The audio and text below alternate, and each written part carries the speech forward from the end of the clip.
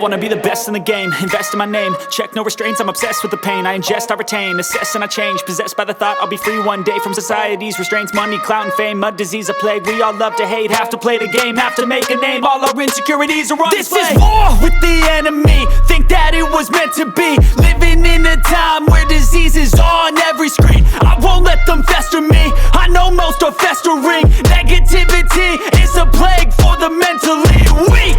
No mercy, all I got is working. Never stop searching, never quench the thirsty. I'm toxic and psychotic with this logic, you can't stop it. It's been chronic since I was a boy, so neurotic and chaotic. I'm built to last with the webs I'm weaving. I could change the past with all I'm achieving. Got my foot on gas, never stop competing. If you break like glass, then this life's gonna eat 'em. Make mistakes real fast, then you learn how to beat 'em. If you take off the cast, you can see all the healing. If the pain's in the past, move on from the grave and put your foot on the gas. No, never stop competing, yeah. I've been doing this, I'm on it, I just wanna be iconic.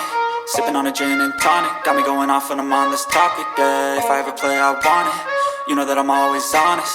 Stay away from those who are toxic, keep them out your face, no way, you don't want them, yeah. Don't try to drain my energy, the